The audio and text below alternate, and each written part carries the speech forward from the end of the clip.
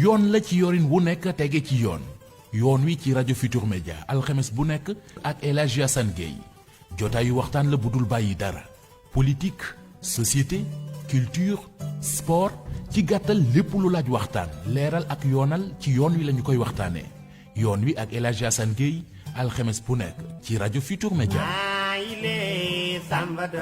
mbokk yi ñu ngi leen di nuyu di rafetlu bu baax seen ànd ak ñun RFM ni nu ko baaxoo alxames ju ne ci waxtu bi ci kàttanu borom bi ñu àndaat ak yéen seen émission yoon wi am mbégte ànd ci tey ji ak monsieur Kadiali Gassama membre du bureau politique bu parti socialiste ak secrétariat exécutif national bi di responsable socialiste ci Tëngéej di économiste monsieur Gassama ñu ngi lay ziar rafetlu bu baax sa teewaay. maa ngi lay nuyu bu baax El Hadji Assane di la ziar. di contenté bu baax ci invitation bi. di nuyu auditeurs yëpp yi ñuy déglu. di tamit ziar kilifa diine yi kilifa aada yi kilifa réew mi. vraiment di ñaan yàlla jàmm am Sénégal. amin amin yaa rabbi jërëjëf ñu ngi rafetlu teewaay gi ziar waa parti socialiste yëpp rawatina njiit la soxna Aminata Mbengue Ndiaye. waaw maa ngi nuyu bu baax sama secrétaire général Aminata Mbengue Ndiaye jigéen bu mun góor. ak l'ensemble des camarades du parti socialiste. très bien d'abord kan mooy Kadiali Gassama bu ñu la ko laajoon. waaw Kadiali Gassama sama jaar-jaar nag bare na. ndax nekkoon naa directeur Sococim Industrie. yàgg na fa laa def sama carrière lu bare. incha allah ak Pierre Crémieux. mu jàngal ma lu bare tubaab boobu. nga xam ne ingénieur pont et chaussée la. ok tabax Sococim Industrie. man Tëngéej laa dëkk. bon ba mu fa jógee ñëw port autonome Dakar nekkoon foofu ak Pathé Ndiaye yore Joola. ok le Joola avant muy suuf ñu ñoo ko yoroon. bon li ñu jëloon nag Joola génnee ko ci loxo marine marchande. maanaam port autonome de Dakar dugal ko ci armée bi. loolu bokk na ci li nga xam ne. moo andi gàllankoor yi ba bato ba suuf. waaw à ton avis quoi. waaw parce que c'est juste un avis personnel. non parce que man maa yoroon Joola. ba ñuy jël. bato bi di ko jëlee ci loxo marine marchande parce que marine marchande mooy toppatoo li nga xam ne wàllu transport ci géej. waaw marine de guerre. du waru ko toppatoo. bokkul waaw bokkul très moo tax bien. ñu ne marine de guerre ak marine marchande. oui. jaawale bi nag mi ngi jël. ok moo tax ñu jël loo nga xam ne. wàllu marine marchande la jox ko marine de guerre. Ok. parce que marine de guerre pour protéger la sécurité de la vie humaine en mer. ñoom fulaaluñ ko trop parce que marine de guerre la am nañu yeneen i.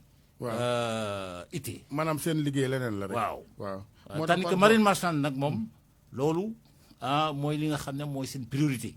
waaw maanaam passager bi. toppatoo sécurité bi. en mer loolu mooy très bien seen priorité. vous êtes également économiste loolu tam c'est l'occasion ñu wax ci kanam incha allah. incha allah économie lu am solo la. surtout temps yi ñu toll fii ci réew mi. bu parti socialiste doon nit ñu ne naka la wér-gu-yaram bi demee looy tontu parce que. mais gis nga parti bu mag ngeen woon mais je dis ngeen woon. waaw moom la ñu nekk ba léegi. amul parti. dafa am ay moments yu nga xam ne day feeñ. ak moments yu nga xam ne day mel ni ku nelaw. mais ça veut pas dire que parti bi nekku fi.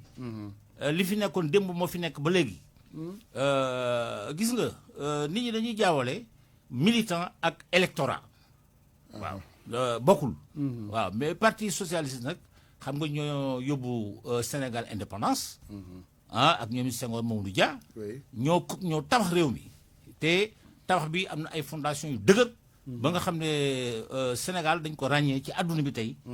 partout à tous les niveaux. au niveau démocratique. et au niveau du développement économique et social. dëgg la loolu moom mooy on vous le doit mais nag loolu faut mooy reconnaître que kii taar bi wàññeeku na quoi le parti a perdu de sa superbe quand même. non c'est-à-dire ay jamono la rek. Senghor daan na wax ne dina am jamono dina ñëw. nguur gi dina jóge suñu loxo. mais moom moo ko waxoon de jamono dina dellu si. nguur gi dellu si waat suñu loxo. c'est-à-dire xam nga alternance dafa baax ci réew. ndax day andi respiration démocratique. waaw parce que gars yi il faut ñu ñam yeneen loxo. pour xam li fi nekkoon. dëgg la mën a def comparaison ba xam ne ñi jógoon fa la ñu toll nag léegi. il faut plusieurs sons de cloche. voilà seen ànd ak président Sall apparemment ànd bu wér la woon moom wax dëgg yàlla ndax bu ñu xoolee yàggaay bi. waaw ànd bu wér la woon ñu teg ko ci dëgg pour njëriñu askan wi. pour njëriñu réew mi. ndax aussi Macky Sall amoon na intelligence boo xam ne. dafa réew dañ koy dañ koy bokk. waaw mu dañu woon gagner ensemble. gouverner ensemble. waaw gouverner ensemble boobu nag moo andi jéego yu bëri ñu def ko ci wàllu bilan. parce que nag aussi. gars yi duñ ko wax souvent. mais le bilan est extrêmement positif. ndax réalisation yi ñu fi def. ci fànn bu nekk surtout au plan infrastructurel am na doole trop. mun naa wax TER bi mun naa wax BRT bi. Pour la mobilité urbaine. mun naa wax pont yi gis nga pont Farafenni loolu pour la région sud rek révolution la. parce que bu njëkk ba bi nga daan dem Casamance ay difficulté la woon. mais léegi dafa yomb pour nga dem Ziguinchor. tali bi baax na. te dex bi dootul amatul bac boo xam ne yooyu amatul Sénégal bac. Macky Sall dindi na ko fi. dëgg la gis nañu pont Foundiougne bi gis nañu Rosso. gis nañu Marsassoum pont Marsassoum bi loolu dafa andi véritablement sur l'ensemble du territoire national benn mobilité bu nga xam ne. mais c'est ça le développement économique. loolu nag. loolu moom personne n'en disconvient. c'est-à-dire que wàllu infrastructure moom. ak lu ay gëttegu moom. wax dëgg yàlla kenn du gis ne nen a ngi. mais beneen bi par contre vos opposants. mais beneen bi am doole parler de bilan immatériel. beneen bi am doole nag mooy pétrole ak gaz bi te gars yi duñ ko wax souvent. waaw.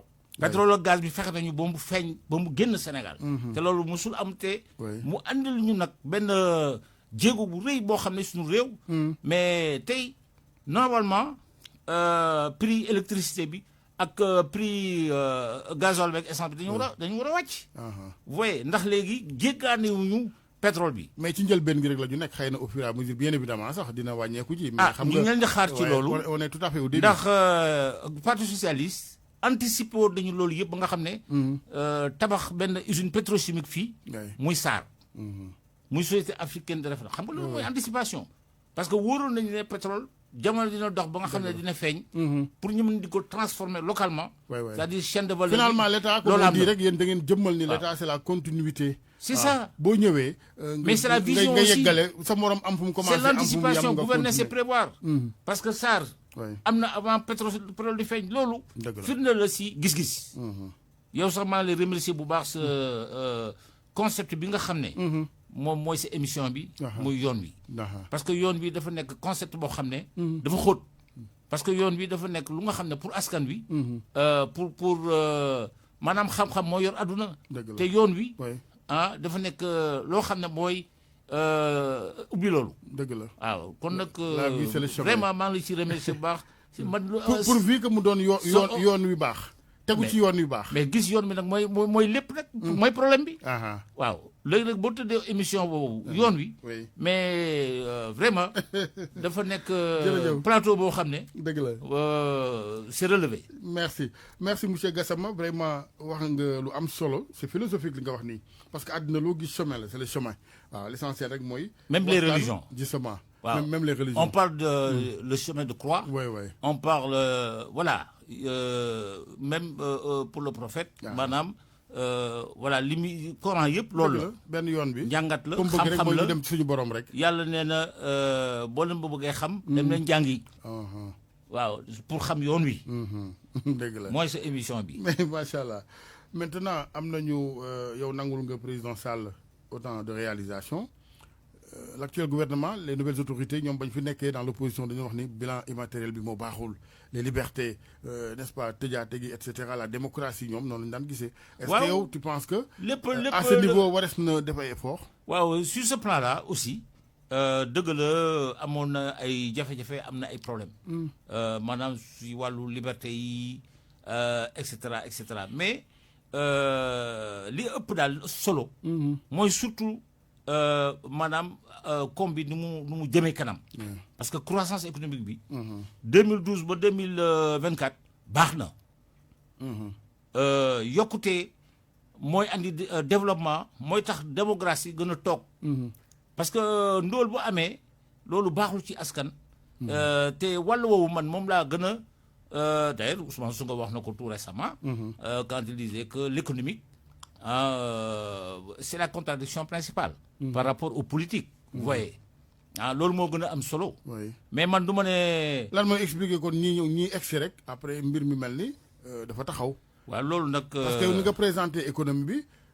su ma déggee ñoom dañoo waroon ñëw rek daal di dugal beneen vitesse rek dem. waaw loolu la ñu waroon def nag parce que l'État c'est une continuité mais ñoom dañuy nekk ci politique ba léegi la dañuy nekk ci maanaam defante ba léegi dañuy nekk ci mel ni ay opposants la ñu au pouvoir loolu baaxul dañu war a xam ne ñoom dañu war a réew te dañu war a jële réew mi à un point A yóbbu ko à un point B loolu moo tax ñu nekk fii mais du wàllu defante wala du wàllu politique wala di préparer ay yeneen élection dañu war a nag taxaw nag ci mbiru réew mi pour réew mi jëm kanam loolu am solo la xoolal par exemple mbay mi tey dafa sooxe gis nga campagne commercialisation agricole bi mais ñoom ñu ngi doon wax ne du seen nawet bële passé mais nawet bi ñu commencé na taw Sénégal te gisuñu semence yi en place te semence yi qualité bi gis nga capital semencier bi toppatoo wuñ ko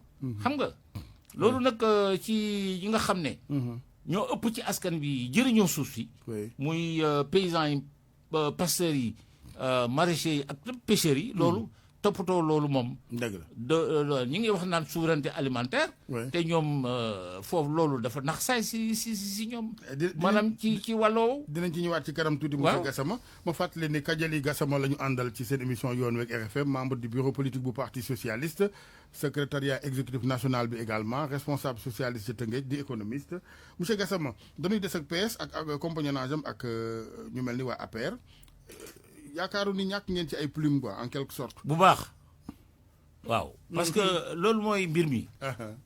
maanaam amuñu woon suñu propre personnalité. pour suñu li nga xam ne suñu gis ànduna dëgg. ñu réaliser ko. mais bon dañuy toll jamono yoo xam ne il fallait être ensemble nous avons été ensemble. lu bëri nag def nañ ko bu nga xam ne. mbir mi jaar na yoon. ok waaw regretté wu leen. mais nangu ngeen ni. bilan bi ñu ngi koy revendiquer bu baax. à un moment donné vous parce que avez bilan bu été baax presque phagocyté quoi. bilan bu baax la mais ni ñu waroon suñu personnalité dëgg nag. xaw nañ ko. xaw na sooxe. surtout ñu gisul ñu comprendre woon 2019 ak wala 2024 ne amu leen woon candidat lu toll ni parti socialiste ñu ne non ñoom daal dañuy choisir beneen candidat. waaw loolu bu dul un socialiste. waaw loolu c'est-à-dire que xam nga tamit aussi bu ñu bokkee ne dañuy gouverner ensemble. ñu am ay réalisations yoo xam ne dañ ko def ensemble. ñu am bilan boo nga xam ne dañ ko bokk aussi. day jafe par exemple ànd bi. parce que Ousmane Tanor Dieng yàlla na ko yàlla yërëm. amiin yaa rabbi. da daan wax ne luy tas boy na bokk yaa bu mu jege si yéen. te noonu la ñu doxee ba maanaam dañuy dem ba nga xam ne ba yàlla jeexal ko daal. daal ñu nekk taxaw sunu. ñun loyauté ak sunu devoir bi ñu war a def ñu def ko. waaw jamono nag day ba àppe ba jotee nag. léegi tey moom nañ suñu bopp ba nga xam ne. man wóor na ma ne. on va conquérir le pouvoir. di ngeen ñëwaat ak beneen 109. waaw maintenant moo tax loo gis rek dafa am waxtu. du rek alliance beeg APR mais seen i wuute seen biir aussi les dissensions internes. mais loolu fi ay départ. loolu mooy dundal parti. waaw biir kër sax am na ay. contradiction interne. et départ Khalifa Sall. Karl Marx daan na wax ne contradiction mooy le moteur de l'histoire. mu fabriquer histoire donc yooyu. c'est normal day wone vitalité parti. parce que parti bi amul coow du parti. waaw boo gisee parti bi nag bare ay wax bare ay coow yu mel noonu loolu loolu parti baa ngi dund. loolu mooy wone ne parti baa ngi dund. waaw te xëy na dafa bëri ay kàngam xëy na xam nga abondance bu bëri tam. waaw dafa bëri na ay kàngam. bëri na ñu bëgg a diriger parti bu mel ni parti socialiste parce que c'est un parti historique. parti bi moo ñu yóbbu indépendance moo tabax réew mi. parti bi boo gisee barki dëmb bi ñu wootee ne dañuy def rentrée solennelle de l'école du parti. parce que ñun loolu priorité la su ñun. socialisme pour ñun mooy tabax nit. tabax nit. l'école existe ba tey est-ce que mu ngi. barki dem ba mu ngi dox. maa ngi si nuyu Alioune Ndoye. mooy le directeur de l'école du parti. yore secrétariat national à la formation à l'éducation. bi ñu wootee rentrée solennelle adduna yëpp nga foon. ok boroom xam-xam yu nekk ci réew mi yëpp ñu nga foon. ñu waxtaan ay waxtaan yu kawe ci maanaam tàggat nit parce que tàggat nit. doomu aadama. mooy andi développement. dëgg la loolu mooy socialisme. le développement de l'homme de tout l'homme et de tous les hommes loolu mooy andi développement ba pare nag loolu mooy andi solidarité entre les gens parce que doomu aadama yàlla moo ko fonk. Loolu mooy andi aussi li nga xam ne day xeex injustice sociale. waaw loolu mooy andi aussi li nga xam ne. dëgg la nooteel ñun dañ koy xeex. voilà nooteel askan bi dañ di leen exploiter loolu bokkul si sunu gis-gis àdduna. donc njëriñu askan wi. oui xalaat yi rafet na vraiment idéo yu am solo la mais aussi di liggéey ci comment faire pour que nit ñi approprier wu ko également dafa am solo xam nga nit ñi tam boo leen di expliquer mbir mu ngi mel ni loo xamante ni quand on parle du socialisme. xam nga léegi yow sax mais da nga koy jéem a tropicaliser. fexe ba nit ñi yow wax nga jeunesse. mbub mi jot leen. waaw parce que tey xarale yu bees yi. ak jamono nu mu demee. formation bi dafa wàññeeku. ci tàggat nit. dañ ko farataal. waaw moo tax ñun ñu prioriser loolu. barki dem ñu def rentrée boobu. solennel mu nekk succès bu rëy. mais ci un monde boo xam ne beneen rythme lay dawee du yomb ndax moom monde des raccourcis la am matériel. kese wax nga ko xoolatuñu valeur xoolatuñu. mais loolu nag moo tax nag crise yi bare. looloo tax crise yi bare tey si adduna bi ñuy. kii gis nga jafe-jafe yi. ak tamit yàkkamti bi ci jeunesse bi. voilà ak tamit yooyu yaa ngi wax jeunesse léegi. mais ñun parti socialiste. ñun dañu teral jeune ak femme. su suñuy structure si suñuy texte parce que dañ ne ñoom rek ñoo am quota. maanaam bu ci tànn bu jotee ñoom seen dañuy am quota. muy le quota pour les jeunes. quota pour les femmes. boo gisee bu ñuy dem député toujours y a des jeunes. daay suñu député yi ay jeunes lañu. maa ngi nuyu Mambounama Sall junior ak tamit Yaya Diallo. gis nga leen donc ñuy wax fii naan dafa am ay conflit de génération amul. li am mooy une approche intergénérationnelle. parce que ça c'est plus riche. voyez ay jeunisme yooyu ay féminisme yooyu nañ ko teg de côté. dëgg la parce que ay quota ay corporatisme baaxul. ça c'est un nivellement vers le bas. tout dépend du dosage. waaw c'est le mérite c'est la méritocratie mérite. waaw quel que soit l'âge compétence rek c'est le mérite à légitimité. compétence rek. la légitimité mooy nit ñi ànd ne yow la. waaw mais duñ ne yow parce que xale nga rek. yow la d'ailleurs sur ce plan là dama lay wax ne mais parti socialiste yaa ngi wax ñi fi nekk tey ay jeunes lañu. mais Abdou Diouf il était gouverneur à 25 ans. non seulement il était gouverneur à 25 ans il était premier ministre à l'âge de 35 ans. mais et président à l'âge de 45 ans. exception la doon ci biir yi mag d'ailleurs moo tax loolu fësoon le fait que mu nekkoon gouverneur à 25 ans et cetera mais léegi dañoo gis ne yaa ngi may anticiper loolu sax ci politique bi parce que man dama bëggoon des tuuti ci par exemple parlons des retrouvailles socialistes avant may ñëw ci actualité politique bi am na ñu ko junjoon ay jamono est-ce que dina yomb ci yéen que ngeen aller vers ces retrouvailles là est-ce que mënees na sax xalaat ne Khalifa Sall ku mel ni moom c'est un exemple ñëwaat PS wala ku mel ni moom bon Barthélémy Dias moom jaar na yoonu boppam le 28 d'ailleurs jox na rendez-vous askan wi mais est-ce que yéen a ngi travailler à ce que ngeen dajewaat pour am. parti socialiste ba woon ñi ngi gisee sax. du ma la nëbb ne ñu ngi gisee ñu ngi ñuy seet si. ñi ngi waxtaan. ok Khalifa Sall moom ci boppam. barki démb ñëw na parti foofu sunu siège ci benn réunion FDR. bu ñu doon def foofu parce que parti socialiste ci FDR la bokk. maanaam ci kuréel bi nga xam ne. donc il faut préciser que ñëwu fa parce que parti socialiste la ñëwal. mais mbootaay bi ngeen bi bokk mu ñëwee ci kanamu opposition adduna bi yëpp ci kanamu parti bi yooyu yëpp dafa wax ne mosul jógee parti socialiste. waaw. kon nag jóge na fa kay. dafa amoon dafa peut-être noonu la. les chemins sont séparés mais les chemins peuvent se retrouver en un moment donné de l'histoire. c'est ainsi va la marche du monde. mais bu ngeen réglé wul kujjee gi ci wàllu ku ne bëgg a jiite sa morom gi parce que parfois aussi rafetal gi baax na de mais aussi la véritable cause elle est là ban problème ngeen am problème leadership la wala. waaw mais loolu ñun réglé nañ ko sunu parti. parce que loolu la légitimité s'acquiert à la base. waaw léegi nag yow fi nga dëkk ak région bi nga nekk dépendant bu ñu la jiitalee. mais mën nga yëkkati sa loxo pour jiite parti bi. ok parce que noonu lay demee dafa am ay critères. xam nga yow mënu loolu ne da ngay jiite parti boo xam ne fa nga dëkk jiite woo ko. fa nga jëte il faut commencer d'abord par la légitimité à la base. ce département. ces régions pour mën a nag au niveau national nag mën a diriger parti bi yooyu ay critères la. mais bu jotee. bu ñuy laaj parce que ñun dañuy def appel à candidature. ñun suñu parti. bu fekkee ne dañuy war a dem congrès pour jiite ko leadership bi.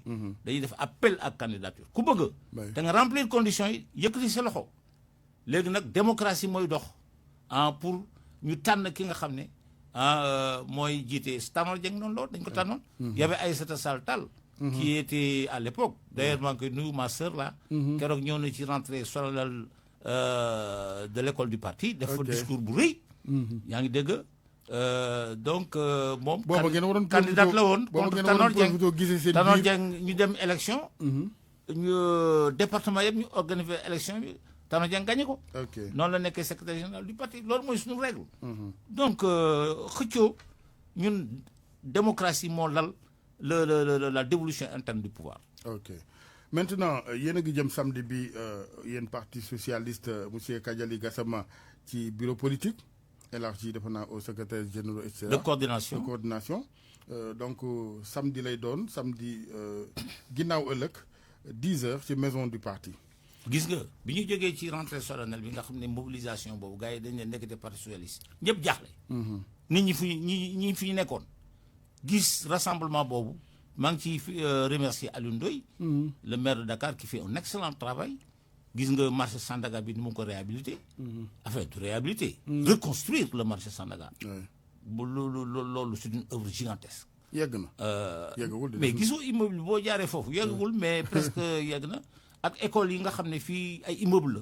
beneen laaj yi mooy na ngeen ko jox ña fa nekkoon de tamit pour être juste un peu yaa ngi wax ni socialisme c'est l'humain devant loolu ngeen mettre devant et tout. waaw nu ñu fexe ba ñeen fa génnee ñu xëy rek gis fa ñeneen de. waaw bu boobaa dégg nga waaw. waaw bu nañ boobaa ci bàyyi xel c'est juste une parenthèse. waaw mais loolu am na de. donc mbooloo mi daal nga ne ba ci dem feesoon ngeen dellu. ñooy priorité. waaw dëgg la. waaw vous êtes très juste. waaw woote ngeen ni nga ko waxee l'école du parti mu fees dell. les foules sont trompeuses parfois. gis nañ fi ñoom dañuy def campagne foofu c'est des militants dañuy def campagne nit ñi topp leen mais bu élection jotee ñu ne waa ana sama gaaña. xam nga affaire foule il faut que ñu relativiser ko. parce que foule. lu nekk mun na si jógee. waaw li am solo mooy. ña fa nekkoon ay responsable rek la ñu. ok ay militants du parti socialiste la ñu. ay vraiment un beau monde bu nga xam ne.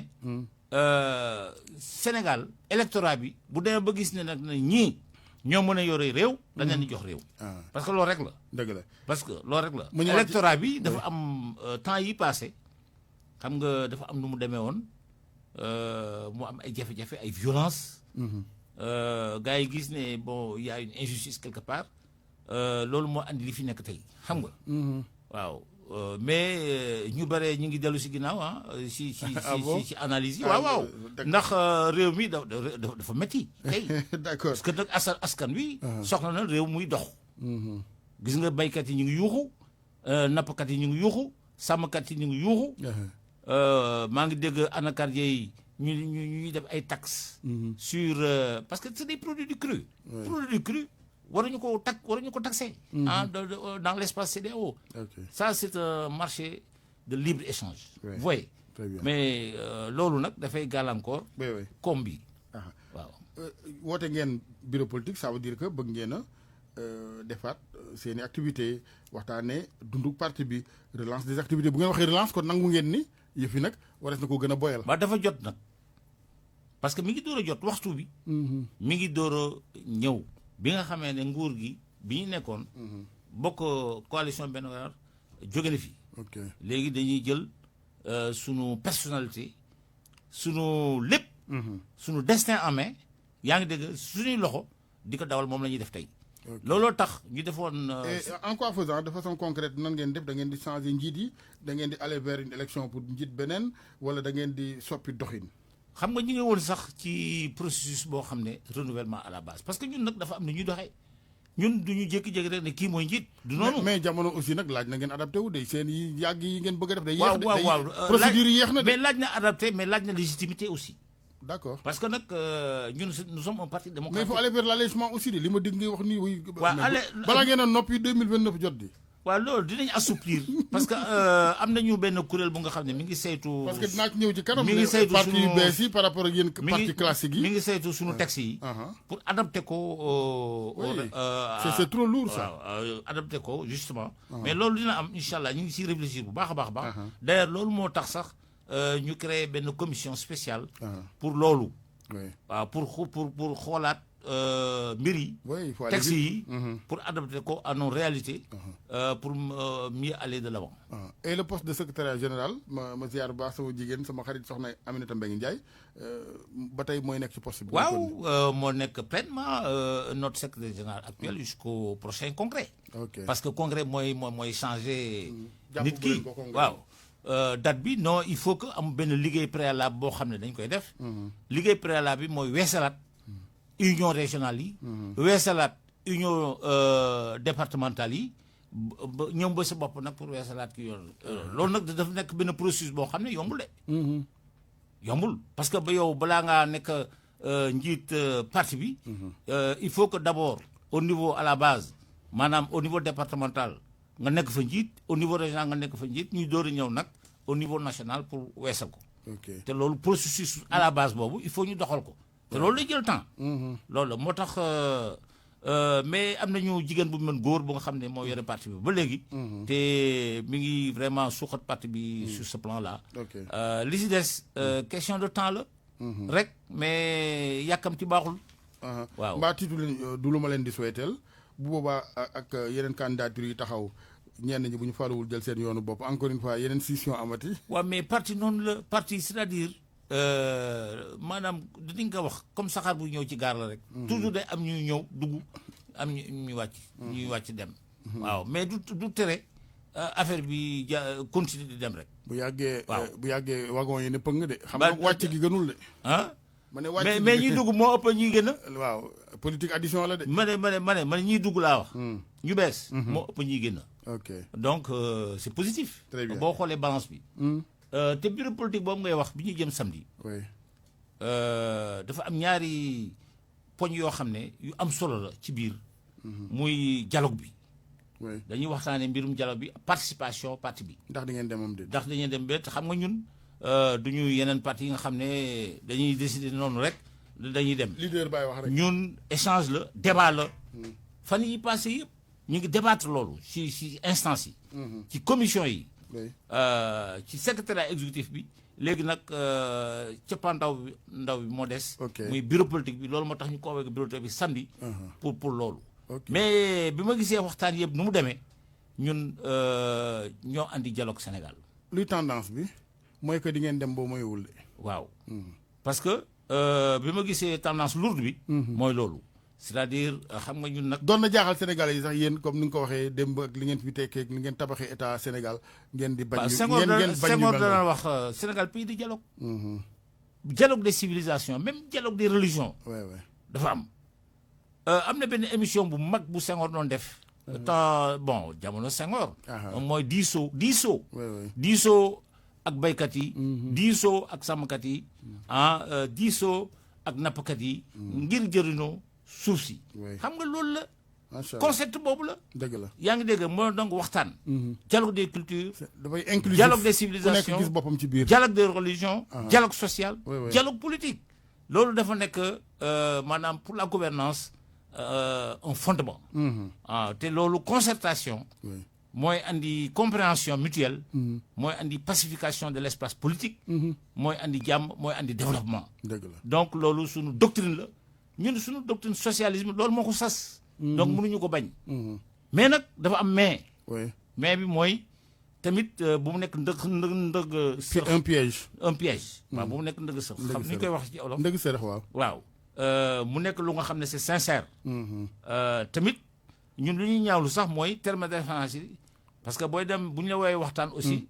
li ngeen war a waxtaanee yéen a ko war a décider. vraiment waaw mais ñu jóge noonu ci kaw rek ñu andi la ay termes de référence yooyu mais loolu garaawul loolu du tere. ñu bañ ci dem dinañ dem foofu ci fi ñu ko war a waxee. mais comme ci système ñu wax ko système politique bi kese la ñuy waxtaanee parce que loolu aussi bu ñu leeral ko ñuy déglu ak waa Sénégal. mais système politique bi dafa am réforme des institutions loolu nag moo ñu gën a tey suñu xel. waaw parce que maa ngi dégg le conseil. du président de la République là. monsieur Ndiaye adjoint là di wax naan. dañuy renforcer. les pouvoirs du premier ministre loolu nag. dafa tey xel.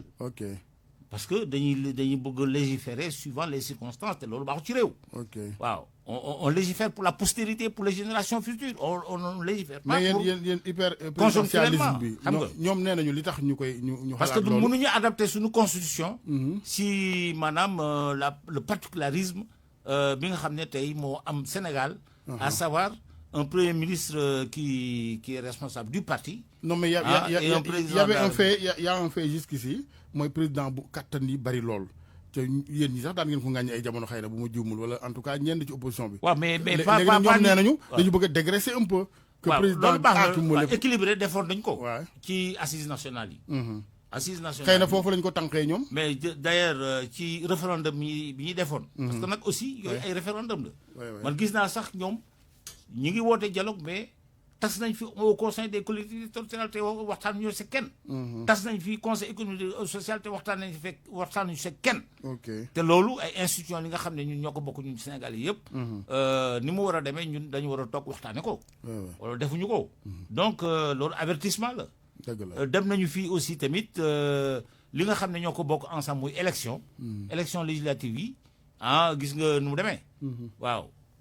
ni ñu dissoudre assemblée nationale bi te loolu dafa doy waar et cetera te li nga xam ne ñoo ko bokk ñun ñëpp dañ ci war a d'accord xam calendrier républicain bi ñëpp yëgandoo ko parce que loolu mooy égalité. très bien yombul nag ci wàllu kujje politique ndax ku ne da ngay jéem a taxañ jëmale sa boor pour gën a nekk en avance sur l'autre. waaw nañu xalaat réew mi loolu mooy moo tax concurrence politique bi. nañu xalaat réew mi. non waxuma ñoom kese même l'opposition fii affaire de wujje la parce que yéen fi nekkoon démb ak bërki démb ca taxul ñu am lii ngeen di woote c'est-à-dire bu fekkoon ni démb on s'était arrangé pour avoir ce consensus là tey duñ fi toog di ko wax. les États-Unis xam nañu mandat 4 ans la le système les mécanismes sont là. mais ñun mais boobaak léegi muy yéen di président Wade ñu koy ñaanal baax yàlla guddal fanam. di président Sall parce que ñun parti socialiste boo ñu waxee. bu ngeen ko fi defoon duñ ko waxtaanee tey. le code consensuel de 92 kan la woon. du parti socialiste.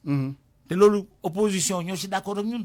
te loolu moo andi ay alternance dans ce pays xam nga. parce que ñun suñu intérêt jiital la ñu woon suñu intérêt. intérêt réew mi la ñu teg. te loolu moo andi maanaam jàmm ji am Sénégal. ak tamit alternance yi am Sénégal respiration démocratique ba nga xam ne àdduna yëpp naw ñu. voilà donc loolu la. donc ci direction boobu daal laay woote. ñu d'accord consensuellement. ci li ñu war a def Sénégal ngir njëriñu Sénégal. ñëpp d'accord de góobu ma ko xanaa kay dañ naan bu majorité bi nangoo leen lim il faut que déjà ñun on est d'accord sur rien. góobu nañ d'accord waaw mën na am ay consensus moo gën majorité nag. ci wàllu woowu. waaw parce que dañ koy bâtir. et il faut épuiser les forces de la négociation. ñun dañu gëm loolu. waaw nit dañu gëm diisoo dañu gëm consultation dañu gëm waxtaan. ba juboo xam nga juboo nag moo gën lépp. vous voyez ñuy def ay majorité ñii naan d'accord ñii d'accord ñu mais dem au moins mu am ay points d'accord yoo xam ne.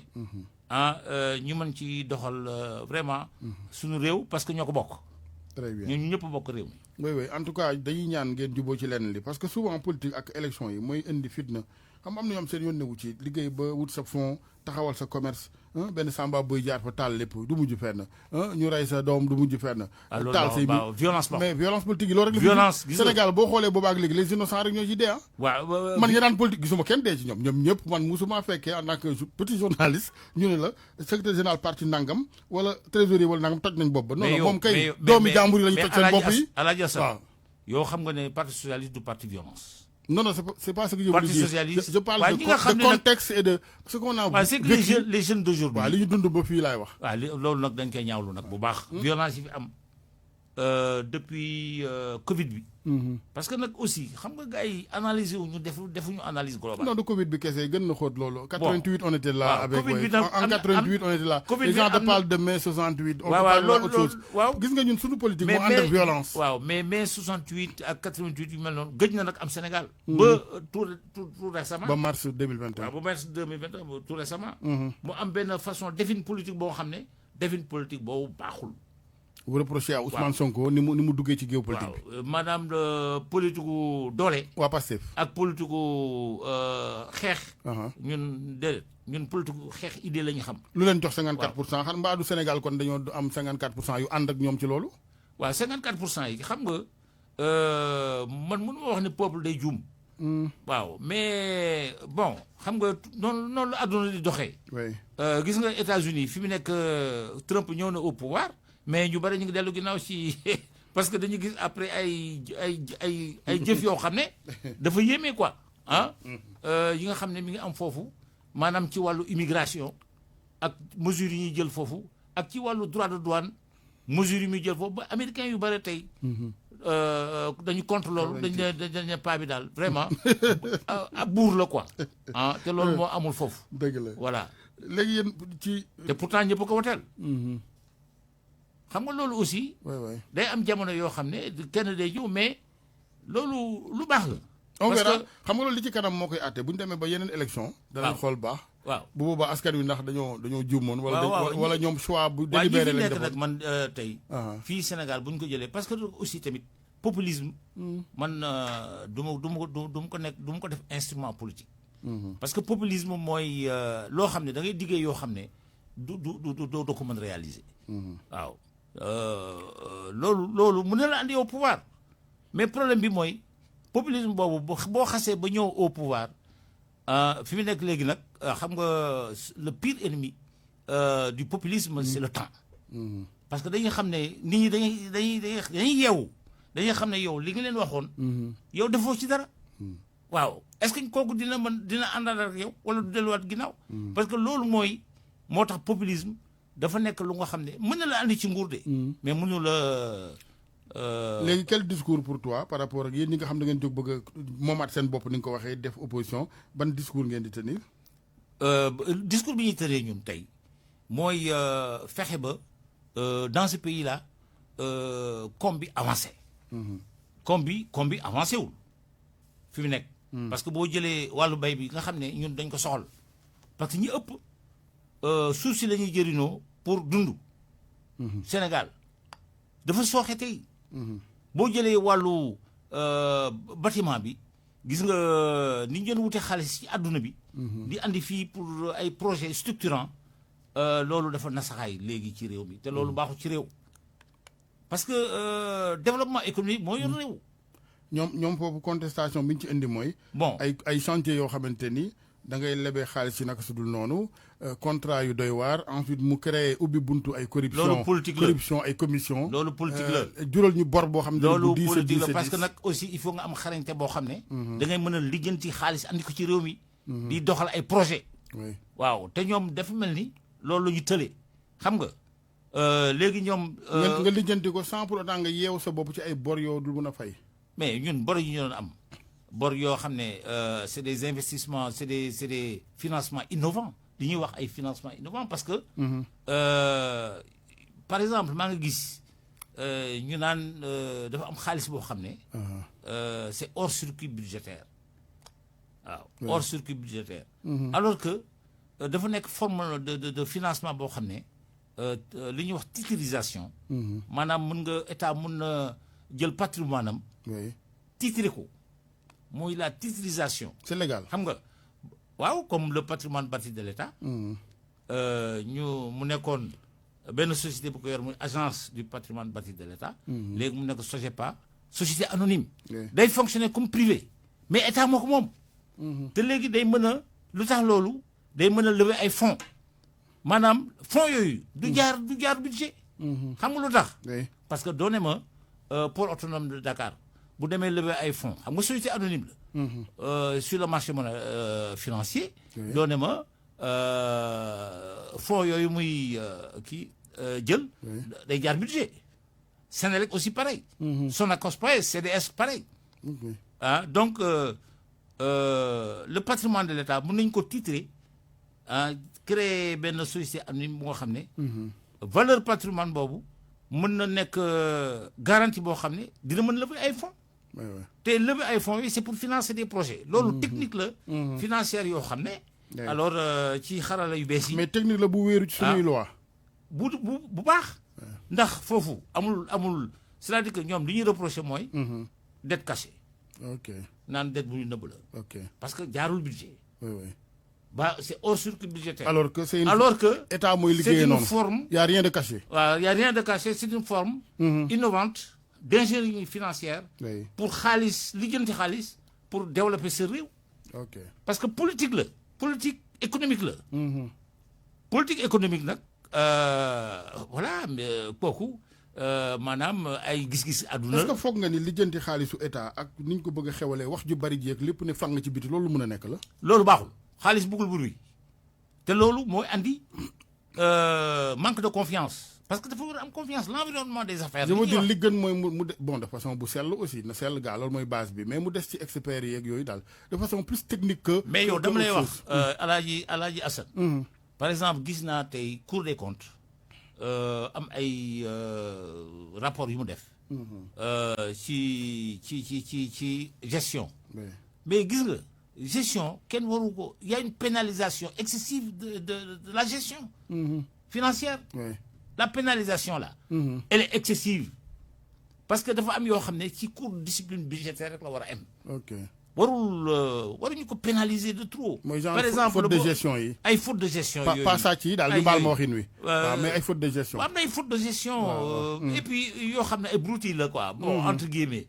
xam nga yooyu vraiment. bon et puis amul complicité sax. bi ñuy wax. ak ñi nga xam ne ñoo yore ministères yi. mais loolu maanaam dafa nekk gestion boo xam ne peut-être am na ay failles. sans mu nekk ay détournement. parce que man gisuma détournement. c'est-à-dire que dépensé nañu xaalis bi. mais fii la waroon jaar fii la waroon jaar loolu jarul. loolu jarul nga si door sa doom. man na loolu mooy sama gis-gis. mais faute bu amee sanction mënut a ñàkk pour ëllëg ñu mun ko moytu. waaw faute mais faute de gestion du faute du détournement. xam nga détournement mooy jalgati. mais mën nga def ci wàllu gestion bi ay erreur mën nga def aussi ci wàllu gis-gis bi nga am si gis-gis boo xam ne bokkul ñoom seen gis-gis mais loolu waruñu ko juger tribunal waru ko juger loolu. monsieur Gassama parce que gis-gis ñoom seen gis-gis loolu la. parce que dañ leen fi teg wóolu leen. pour ñu doxal seen gis-gis. waaw yow boo amee beneen gis-gis nag waroo ñëw andi tribunal tey di juger par exemple. ne man nii laay doon gisoon affaire yi. waaw fu ñu jëm kon ëllëg. waaw loolu y a trop de bruit sur ce plan là. dañ ko war a wàññi. la presse là aussi sans ñu ngi jaay seen journaux yi ci ay milliards yu ñuy génnee noonu. alors que presse bi kat lañ koy jox ci ay information pour yenn procès-verbaux yi yenn xibaar yi presse bi demul poñe kenn laaj ko gars yi ñoo koy sërëxal. waaw mais dafa am benn manipulation bu nekk derrière. posez-vous la question de savoir fan la loolu di jógee. dafa am manipulation par exemple bu ñu jëlee 10 000 hectares yoo xam ne. au nord de la vallée ku mel ni Tahirou Sarr am na ko. te daf ko jënd ci benn vente aux enchères yàgg na.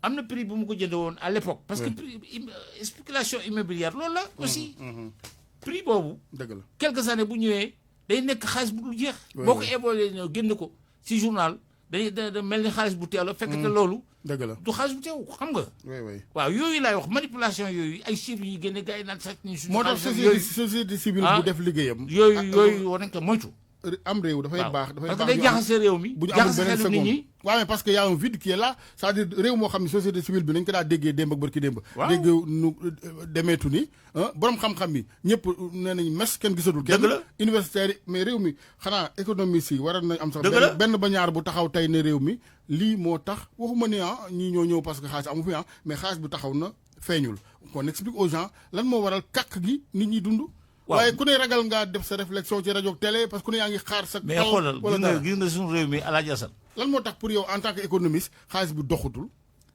gis nga xam nga banque centrale des états de l'Afrique de l'Ouest BCEAO.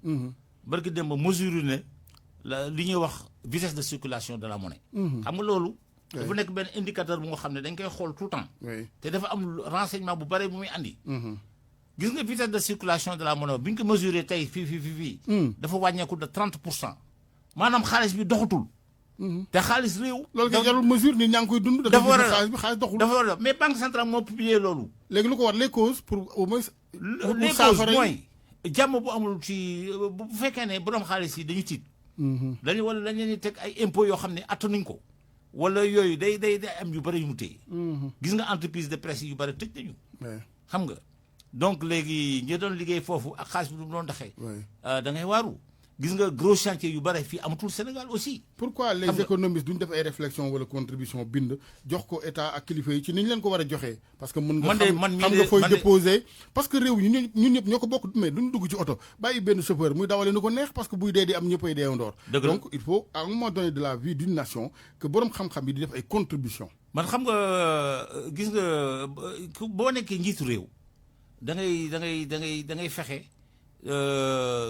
par exemple di liggéey ci développement nit ñi da ngay fexe liggéey ci entreprise yi développé da ngay fexe moo am ay capitaine d'industrie capitaine des affaires dans ce pays mais j'insiste encore borom xam-xam yi bu ñu poussé woon l'État à aller dans ce sens état amul beneen pexe parce que xam nga xam-xam kenn amul le monopole au Sénégal mais ngay bind contribuer nit ñi am dinañ mën a def gam-gam léegi xam ni kat réew mi fii la sooxee maanaam boo génnatee di gëlëmal nit ñi mais nit ñi dinañ am réponse parce que dañu am yeneen son de cloche man loolu dinaa koy def sax man waaw man mi dafa war a gën a bari ci réew mi waaw loolu dans tous les secteurs démission mais ñëpp démissionné total des borom xam-xam yu mel noonu sur ce plan là c'est grave ñuy def alerte oui parce que loolu mooy tax ñu jaar si yoon pour njëriñu suñu réew mu nekk débat d'expert lay wax débat politicien gis nga fi mu nekk par exemple Sénégal dama lay wax rek bi fi gouvernement yi passé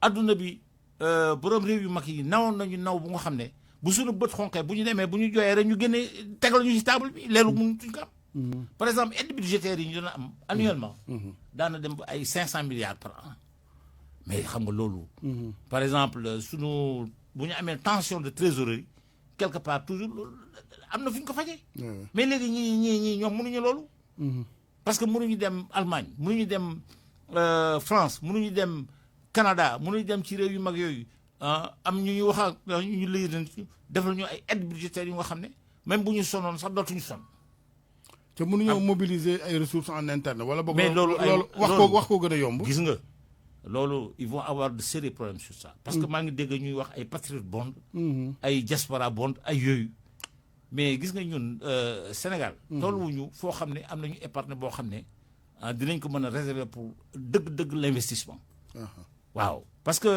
yow loo am dunde ko yow nooy mën a denc xaalis bu nga xam ne dinañ moom xaalis boo xam ne loolu dinañ ko mën a jël capitaliser ko pour financer l'investissement loolu ay loolu les ressources internes c'est vrai il faut vraiment les développer certes les recettes budgétaires il faut les développer certes mais l'impôt tue l'impôt trop d'impôt tue l'impôt parce que mooy tax entreprise yu bëri dee oui te entreprise yu dee moom loolu baaxul ci koomu réew musiba la de waaw te loolu la ñuy vivre actuellement loolu attention il faut élargir la base de l'assiette de l'impôt certes mais il faudrait que am na benn étude banque mondiale bu mu def ne réew yi nga xam ne pression fiscale bi dafa élevé mooy réew yi gën a dellu ginnaaw réew yi nga xam ne nag pression fiscale bi dafa faible mooy foofu la suqaliku économie bi gën a suqaliko loolu étude banque mondiale la def na ko ndax lan noonu ndax parce que l'impôt tue l'impôt waaw parce que l'impôt mooy lan mooy jël ci alalu nit ñi pour fonctionnement jël ci alalu nit ñi nag da nga li ngay jël bu jégee dayoo da nga koy bàyyi nit ñi ñuy gën a suuxat économie bi ñuy gën a investir affaire bi gën a jëm kanam loolu la mais doo leen teg ay di jël seen xaalis parce que ni ñu koy wax juuti la juuti mooy jël ci alalu nit ki juuti c'est pas mauvais yow man damay liggéey da ngay juuti pour liggéeyal nit ñi waaw da ngay liggéey pour lamp yi pour santé bi extra mais warul ëpp nag warta ëpp quand même mais jaadu na waaw mais jaadu na d'accord mais pression bi warul ëpp parce que pression bi bu ëppee kay day rey nag bi foofu meew dootul am dara waaw il faut éviter la mort de l'entreprise am nañu sax ba dans le droit des affaires entreprise bu nekkee en difficulté sax da nga koy li ma la ameloon sax da nga koy bàyyi. da nga koy bàyyi perfuser ko mu dem parce tuuti que li gën a am solo mooy mu dund. créer emploi parce que am nay emploi am na yooyu yëpp préserver loolu. te yow état doo créer dara. waaw te yow da ngay kii rek. créer woo dara. waaw ñi yore nag ñoom. loolu rek lañ xam nag. ñoom juuti rek. waaw loolu mooy problème bi nag. kon te juuti yóbbul kanam réew de. li ngay wax ni nag ça représente rien de bon de. ma ne juuti yi yóbbul kanam réew de tableau bi nga peinture nii ñàng na de. waaw mais gisoo anacarde bi. ñu teg ci ay douane oui. mais ba anacardier yi maanaam cajou bi financement bi gars yi ngi yuuxu rek waaw loolu ay kii impôt ça tue l'économie. dëgg la waaw très bien en tout cas monsieur Gassama amoon nañ plaisir ànd ak yow ci émission bi yéen a ngi waaj a yeeslu waa PS comme on dit en wolof mbaa pare ngeen pour wut ay training di tàmmaat ay marche génn ci mbedd mi parce que Ousmane Sonko dafa yéegal baar bi moom xale yi dañ ko jox bopp muy bon terme bi sax bëgg moo ko ci émission gerte nangam kër mais gars yi daal maa ngi dégg pare ngeen pour mu tàng bërki dem ba gars yi na parti socialiste daal moom mën a yore réew mi loolu la ñuy wax waa PS a ko wax na déedéet nit ñi ñoo ko commencé di wax d'accord waaw parce que la ñu gisoon bu njëkk ak réew mi ni mu doon doxee bu baax ak mbay mi ni mu doon doxee ak tàngat di jàng mi ni mu doon doxee ba nga xam ne ñun sénégalais l'homo sénégalensis fu mu dem ci àdduna dañ koy xoolaat Sénégal toujours àdduna bi yoo xam ne ko ràññeeku ndax loolu li fi amoon yu baax yooyu yëpp les bonnes pratiques gisituñ ko si jamono yi passé sax avec les libéraux sax mun naa wax te ñii da ngay waaru aussi voilà en tout cas man ce que je regrette rek mooy xol yi c'est-à-dire ñàkk jubóo gi Sénégal li am fi woon parce que yow Sénégal googu ngay tudd ay jamono les gens dañu bëggante woon yéenante jàmm ba pare on vivait simplement mais léegi tey la am yu gën a bari tey la xol yi gën a tàng tey la nit ñi gën a joxante ginnaaw xoolal yenn discours yi tey nga xam ne ay discours maanaam féewle ay discours maanaam kii ethnie nu ñu koy waxee waaso féewlo waaso ay discours yooyu mais ñun bu ñu fi nekkee mooy c'est dangereux kii ni ñu koy waxee le cousinage à plaisanterie la kalante waaw Senghor daan def ñu kalante olof yu bari yi nga xam ne am nañu xarañte jàng nañu tàggat nañu mu yóbbu leen affecté leen Casamance ba nga xam ne Casamance ñi nga xam ne aussi tamit brassage am waaw brassage am le métissage ethnique le métissage culturel ba nga xam ne loolu mooy andi dialogue des cultures loolu mooy andi nation mais nag loolu kenn mënu ko fi dindi de xam nga la moo tax c'est-à-dire sookul bu dëgër la boo xam ne képp ku ko bëgg a dindi yaa fi jóge waaw loolu nag non am na sookul yu parce que nit ñi dañoo sëyante seen biir am ay doom deret yi raxante mais loolu liggéey boobu parti socialiste def na ko fi de du ay waxi dof ko fi jële de waaw boo demee Casamance gële da nga fa gis ay ñu sant Diop da nga fa gis ñu sant Dia ay da nga fa gis ñu sant te ñoo ils sont plus Casamançais même que les Casamançais de souche dëgg la macha allah parce que foofu rek la ñu xam fa la ñu juddoo te loolu liggéey boobu à la base moo ko andi maanaam la symbiose des cultures ak tamit le métissage culturel bi Senghor doon théoriser sax nga xam ne loolu day andi la coexistence pacifique. dëgg la parce que jàmm fu mu amul. développement mënu fa am. vraiment doo ko tal sax. waaw doo ko tal jërëjëf Gassama. jërëjëf monsieur Kadiali Gassama. membre bu bureau politique parti socialiste. responsable socialiste ci Tëngéej économiste vraiment ñu amoon mbégte ànd ak yow ci émission yoon week RFM. ci technique bi Abdoulaye Diop El Hadj Assane Gueye ci micro bi ba alxamis ak jàmm incha allah. waaw di la gërëm bu baax El Hadj Assane. jërëjëf di rafetlu bu baax sa concept émission bi yoon wi. alhamdulilah waaw man sama ra. yow daal tur bi neex na la. kon di nga ma fay droit d'auteur quoi. waaw absolument droit d'auteur absolument. mais nag yoon wi. il faut breveter ça. li am solo mooy ñi jiitu ci yoon wi rek gis nga ñi jiitu bu ñu réerul rek kenn du réer. dëgg la mais bu ñu duggee ci mbooy mi rek. ay am waaw boo gisee yoon wi rek doo réer. jeex na tàgg yàlla teg ci yoon wi. amiin amiin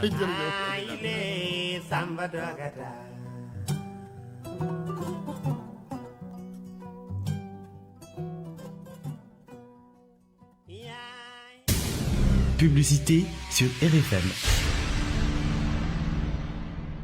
Parlons de nom. C'est quoi ton nom? Dès qu'on le prononce, on se connecte. C'est ton mot de passe pour la vie. La campagne Partage en Coca-Cola est de retour. Toi et tes potes pouvez enfin avoir votre nom sur un Coca-Cola. Ton nom sur un Coca, c'est bien plus qu'un nom. C'est stylé, c'est cool, c'est classe. Un bonheur que tu peux tenir entre les mains. C'est ton slogan. Affiche-le sur les réseaux. Tag ta team, tes vrais potes, tes fans. Et ensuite, pose la question qui vaut de l'or. Avec qui partage en Coca-Cola? waajal leen tabaski bu amul fenn ak waa marché d'intérêt national bu Diamniadio waaw li ko dalee juróom-ñeenti fan ci weer wi marché d'intérêt national légumes yu yees